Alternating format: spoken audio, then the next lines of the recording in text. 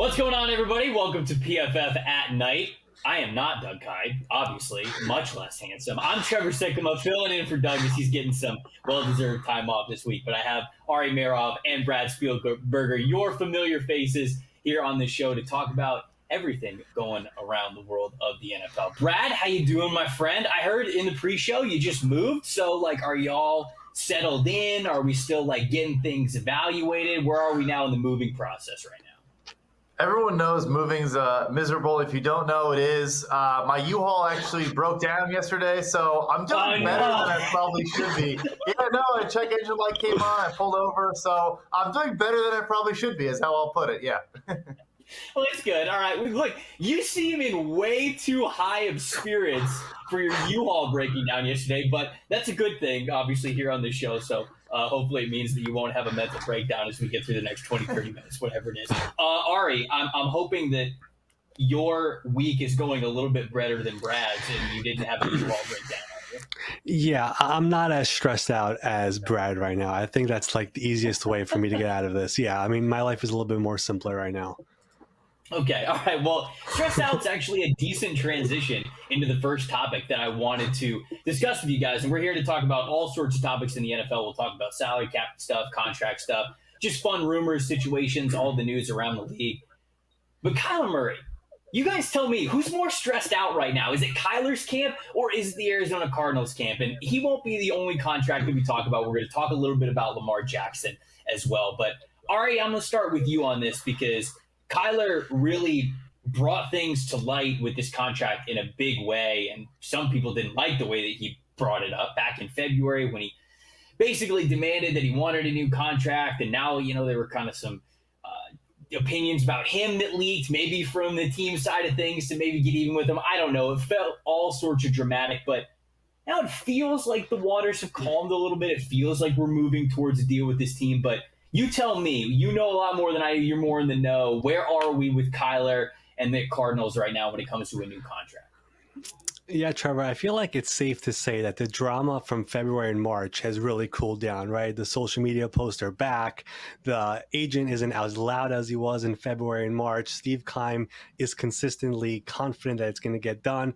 And this is the time when quarterback contracts usually get done. And it sounds like everyone feels like it will get done, hopefully before training camp. Cliff Kingsbury, who actually has the same agent as Kyler, said he's praying that it gets done before training camp. And it sounds like it's kind of trending towards that way. And, if it does get finalized, I think it will come in north of $40 million. But the one thing that everyone is keeping an eye on, and I think it's very important, is the guarantees. Because after the Deshaun Watson contract happened, he landed a fully guaranteed 5-year contract.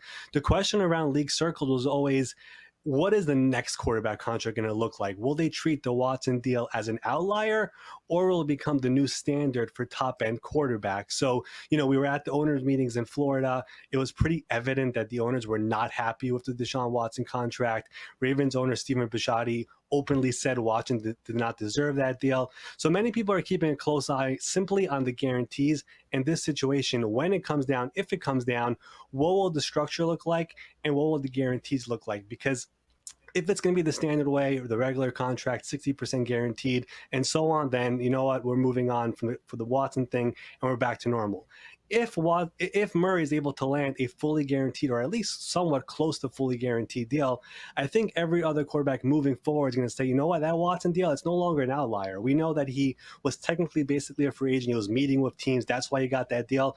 But this guy is in his third year of his rookie deal, and he's getting that type of a contract. Every quarterback moving forward will also want that. So I think that's the one thing we should be keeping an eye on when it comes to Kyler Murray.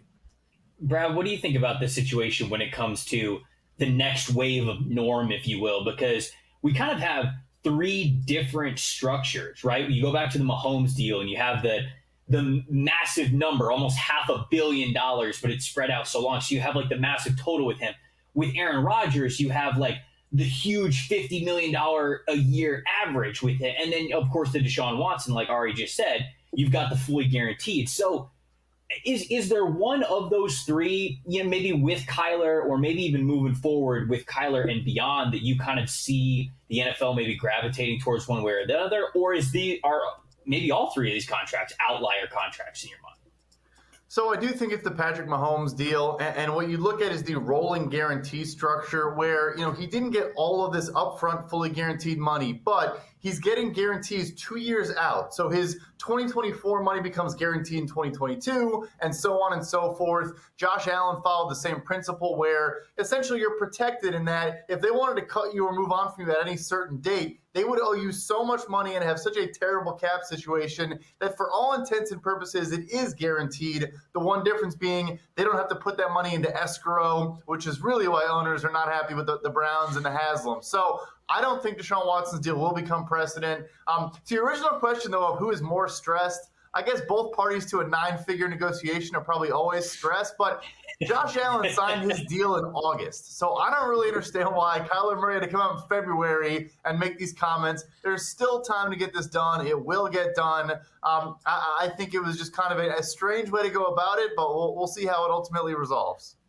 Are either Kyler Murray or Lamar Jackson, who I can just bring up and talk about, that's the other big domino here, are either of them racing to be the first one to get the deal done, or maybe they're waiting? Do you think that both parties are waiting to see what these deals might be? Like, where is the timeline here, given what these two sides, I'm sure they're paying attention to each other. I know Lamar Jackson said, hey, I'm my own guy, I don't pay attention to others, but you kind of have to, right? Timing means a lot towards these things. So do you think they're waiting, or do you think they're wanting to be the next deal that is done here? What do you guys think? I guess I'll start with you, Brad. Yeah, I mean, that's interesting, too, because it goes to the same point where if I was Kyler Murray in his camp, I would look at this offseason and say, Matthew Stafford, Aaron Rodgers, Derek Carr, all these guys, I know they're going to sign new deals. And you always want to go last. You want other players to set the market, to raise the market, especially at quarterback, as we see every single offseason, and then to come in and say, hey, here's my new benchmark. Here's what everyone else got. I'll take that plus, 2%. So if I was Lamar Jackson and Kyler Murray, I probably would want to go second, but it looks like Kyler Murray just wants to get paid, and I think it's because Lamar Jackson and Baker Mayfield, frankly, did not get that early extension going into year 4, and neither really did themselves any favors in that 4th season, so now he wants to make sure he's getting that cash as soon as possible. I think I agree with you that normally you always want to be the latter contract because you normally get to reset the market. But Ari, is Deshaun Watson's deal being the most recent one that we have, does that play into it here where almost you're either these guys, either Lamar or Kyler, I don't want to say are fooling because that seems a little devious, but like fooling maybe their organizations into thinking they can get closer to whatever that Watson deal was? What do you think about that situation? I think the argument from owners would be that Watson was a special case where he was essentially a free agent, where he had 4 teams literally fighting for him, and that's why he got that fully guaranteed contract. When you look at Kyler, he's in the 3rd year of his rookie deal. He has 2 more rookie years and then 2 franchise tags. Like, we have 4 years of control for you.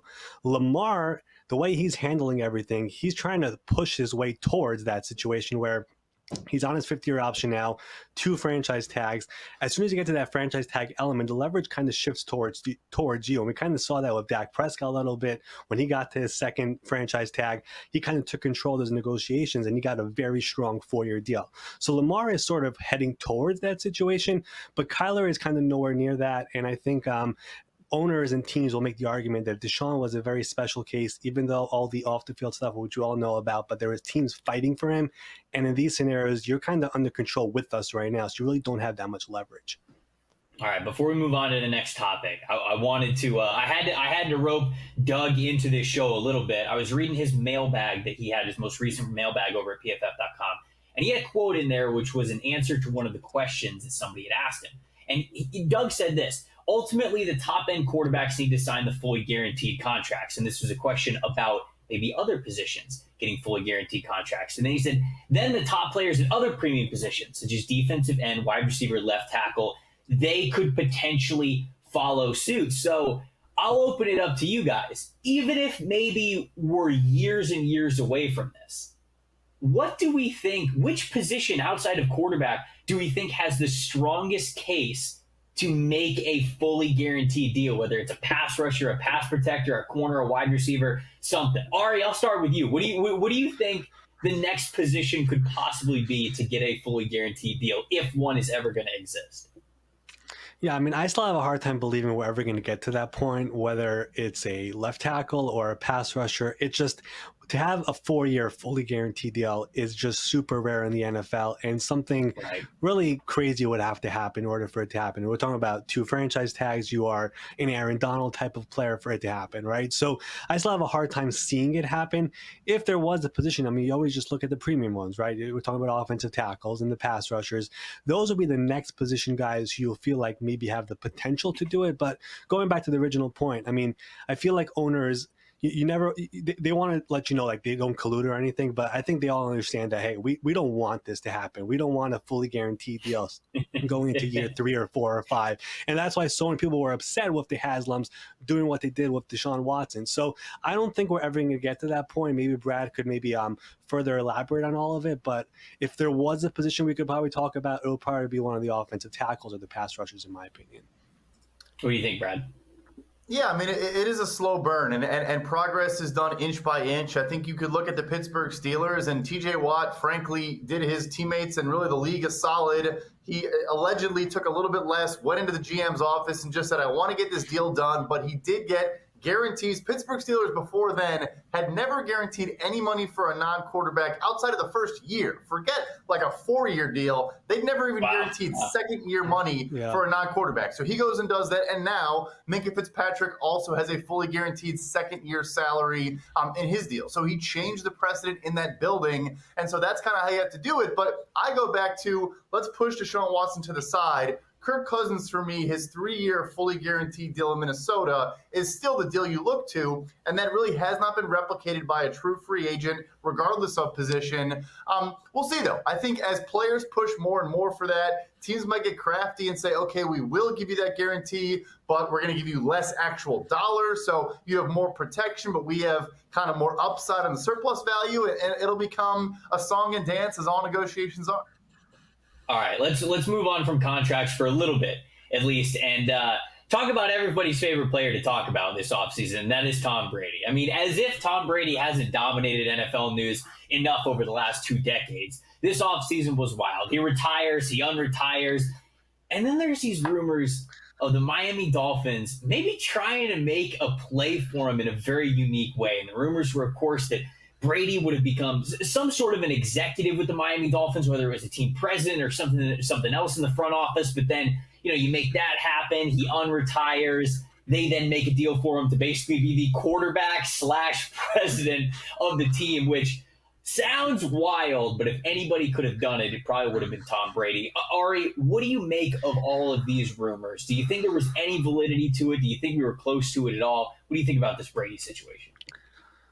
Yeah, I'm starting to think that there were some legs to this story because, I mean, I don't even know where to start, but I guess let's just go. When the Brian Flores lawsuit was filed, I remember asking myself, why would he do this now? Why not wait until the Texans hire Josh McCown or the Dolphins do that trade for Sean Payton? Because that would make his case much stronger, right?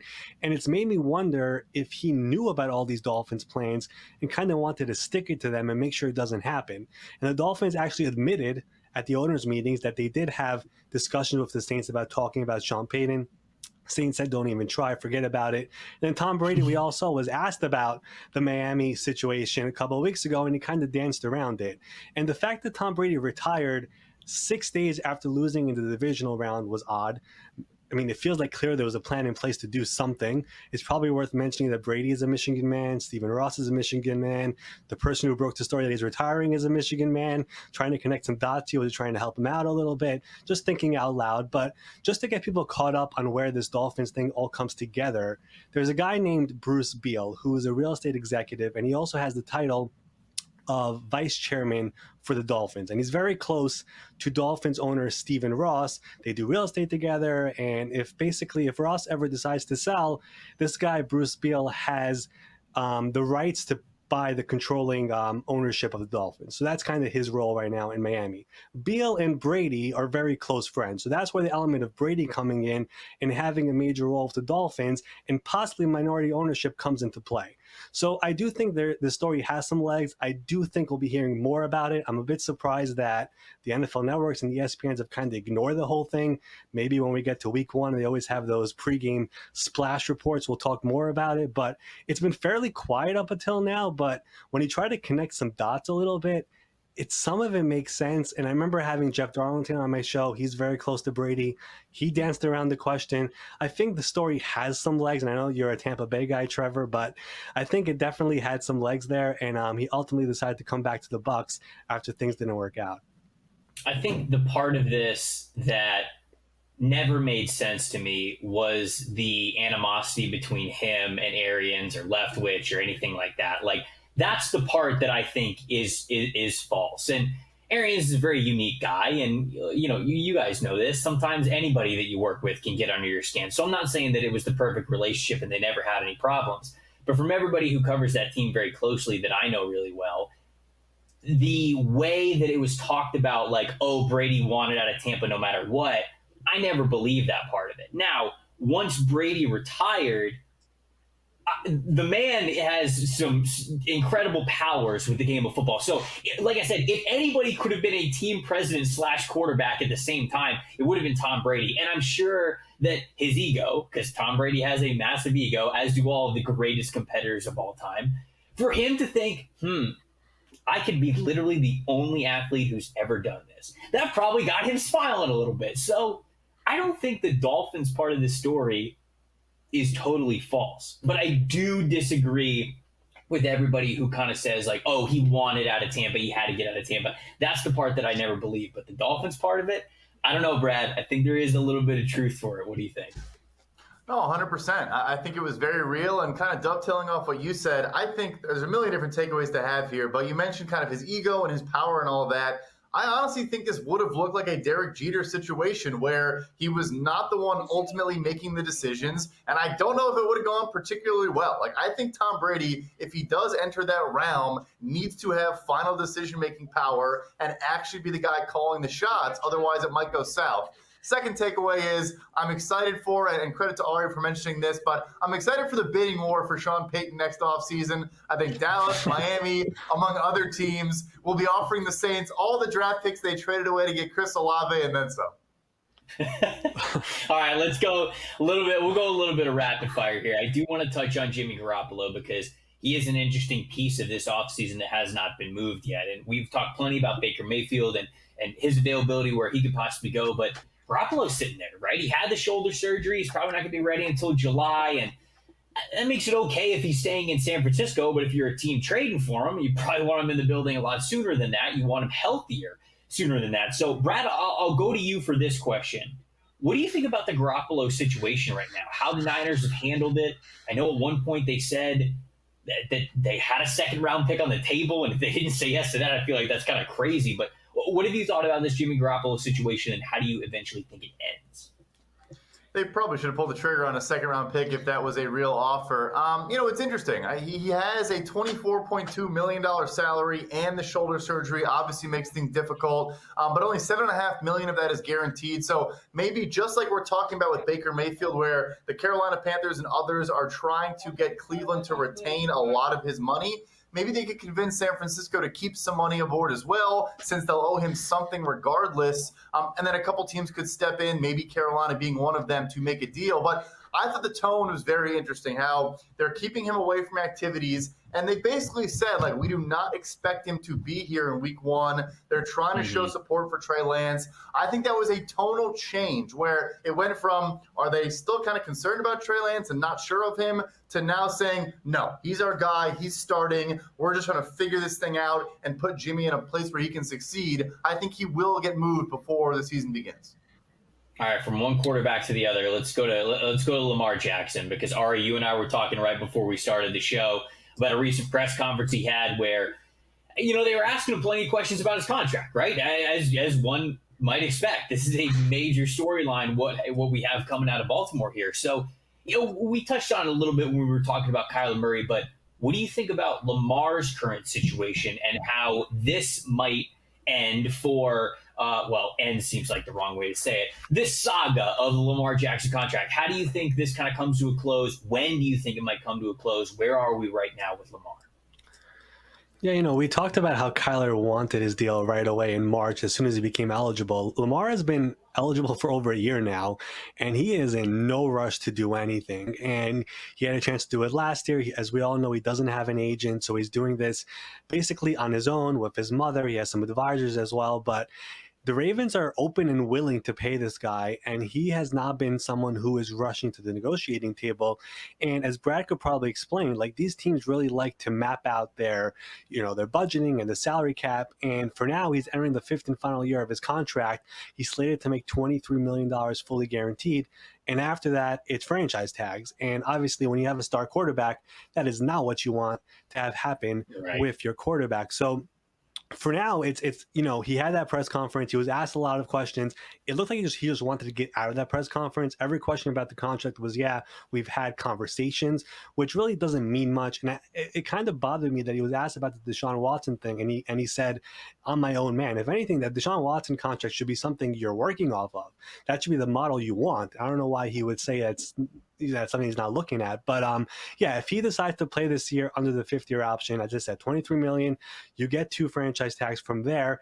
And waiting last year isn't a terrible move looking out because of all those new quarterback deals that have come in. If you wait another year, we're talking about Burrow getting a new deal, Herbert getting a new deal, and the market continues to go crazy. But he obviously has that risk of the injury risk and just not having that security. So he has basically a month here until training camp to figure it out, because once he hits the field, I have a feeling that those negotiations end and he's going to be focused on football 100%. Okay, we couldn't get out of here without getting y'all's opinions on the most polarizing article on PFF.com so far this week, written by our own Eric Eager, who took a stab at ranking the best offensive play callers in the NFL. Now, Eric explains kind of what went into his model. He talked about, hey, if you got a good offensive line, if you get good passing weapons, if you get a good quarterback, we expect you to have a good offense. And so it gets kind of measured against the team that they have, the weapons that they have, all of that, but also decision-making on certain play calls in certain situations. All that goes into it. Efficient plays versus non-efficient plays. There's a lot that goes into it. If you haven't read it, I encourage you to read the article. But ultimately, his ranking of play callers. Number 1, Andy Reid, Kansas City Chiefs, of course. Kellen Moore was number 2 for the Dallas Cowboys. And that was probably the one that got most people up in arms. He then is Byron Leftwich with the Buccaneers, number 3. Kyle Shanahan at 4, Sean McVay 5, and then Matt LaFleur at number 6. Brad, what'd you think about this one? Obviously, we have the opening paragraphs kind of explaining how we got to this point, but even with the structure and the data and the context in which Eric presented it, do you think he got the order right, or is there a little bit that you would have changed when it comes to the best play callers in the NFL? Yeah, I would say first, most importantly, is that the list of the 6 guys I think is kind of inarguable. You can nitpick the ranking of them, but I think all those guys belong. And I would say this: I understand why folks are pointing out Kellen Moore. And frankly, if you watch some of their games last year, ignoring even the quarterback sneak in the playoff game that ultimately lost them the game, there are some questionable play calls, and he kind of loses rhythm at times. But I think people forget, through the first 5 or 6 games of the season last year, Dak Prescott was on pace for like 8,000 passing yards. It was insane. Yeah. It was insane. And they had a lot of injuries to their offensive line. The 49ers obviously have a phenomenal offensive line unit. I think it was kind of Shanahan versus Moore was the argument I kept seeing. You go look at all the metrics, EPA per play or yards per attempt or just yards per play, all these different things. They're both very much so near the top. They obviously have a lot of talent to work with, but I don't know. I think Kellen Moore maybe got too overrated at a certain point, and now we've kind of shifted back to he's a little bit underrated. But nevertheless, long answer short, I think the list itself is a list of very good offensive play callers first and foremost. What do you think? What did you think about this list, Ari? Yeah, I mean, again, I kind of agree with Brad, but I want to show some love to Matt LaFleur. Putting numbers aside for a second, I mean, do you guys remember when he was hired? He was the first head coach hired in that cycle, and everyone was like, who is this guy? Titans offensive coordinator. The Titans were not good last year. How is he going to gel with Aaron Rodgers? It's going to be miserable. putting the numbers aside, the fact that he's been able to become basically Aaron Rodgers' best friend, they get along so well, 3 consecutive years of 13-win seasons, obviously not getting to the Super Bowl is what everyone's going to point to, but just being able to gel with Aaron and make all that work after all the criticism that came in when he was hired. Everyone was pointing to how the relationship with Mike McCarthy was so bad. For Matt LaFleur to come in and basically settle in there and do so well with that offense over these last 3 years, and basically be one of the main reasons why Aaron is still there right now, because we all know how the front office relationship was so bad. I think he deserves some more credit. I know he had to have a number 6, but putting numbers aside for a second, what Matt LaFleur has done in Green Bay, considering when he came in and how much criticism that pick got for being the first head coach hire in that cycle, I think we should give some Matt LaFleur love here. If we could add, and I do agree with what you said, Brad, at the very beginning. We said, hey, these 6 guys, they all deserve to be in there in that conversation. The only other one that I would probably throw in there to make it a group of 7 is Brian Daboll and what he's been able to do with Josh Allen and that Bills offense and how incredible they made that. So I would probably, obviously Eric kind of stopped the list at 6, but if we're standing at one more, a guy that deserves a shout out, I think Brian Daboll is one of those there. I was reading Doug's mailbag, and guys, there was a question about Bill Belichick, and I think it was kind of a funny question about Bill Belichick winning a lacrosse championship. I think it was somebody obviously having fun, asking a fun question, but it did get me thinking. And this is an opinion, and this is something that I wanted to ask you guys. Romeo Crennel became the oldest head coach in NFL history at 73 years old. I believe that was last season, right? And obviously he is now retired. Belichick is 70 years old. How much longer do we think Belichick's going to continue to coach? Because I believe he's been in the NFL for 45, maybe more than 45 years at this point. He has been in the NFL for so long. The man is 70 years old. Do we think he is going to eventually become the oldest head coach in NFL history? Or where do you think we are on the Belichick retirement timeline? I'll start with you, Brad. What do you think? I don't know if the guy can survive without football or just coaching some sport in general. Like, him going to these PLL, Professional Lacrosse League games, I think it's just his energy that he needs to feed off of just to keep it going. But, it kind of ties into Matt LaFleur as well, in that at the end of the day, I honestly think we underrate just being a leader of men and women, and just being someone who can just galvanize a group of people to just all have one objective, one goal, and just work together towards that common goal. That's the guy he is. I have no doubt he could go coach any sport and probably win a championship in the first 5 years he does it. What do you think, Ari? I mean, I'll just say there is one head coach right now in the NFL who's actually older than Bill Belichick, and that is Pete Carroll. So if there's someone who can actually surpass Romeo Crennel first, it is him. But Belichick has showed no signs of stopping. He's a lifer in football, something that Sean McVay said he will not be. And I think he's going to keep on going. And I feel like eventually he might pass it on to his son, who's on that staff, and Steve Belichick. And I think there might be a succession plan already in place there, especially now that Josh McDaniels is gone. So we might have more Belichicks as soon as he does end it and he passes it over to his son Steve. All right, there we go. That's it for us tonight, guys. If you haven't checked out PFF.com in a while, we've got a lot of great stuff here to start the week. Yours truly redrafted the 2019 NFL draft, and we got an article up there. We even have Terry McLaurin in a New York Giants swap, which is making Washington fans real happy, let me tell you. But it's a fun exercise. Redrafted a very fun draft. We obviously looked at the best offensive play callers. There's an article about defensive play callers as well, the best press corners in the NFL, all the good stuff that you know and love that you get from over at PFF.com. I'm Trevor Sikkema. That's Ari Meirov. That's Brad Spielberger. Thank you guys so much for tuning in to PFF at Night.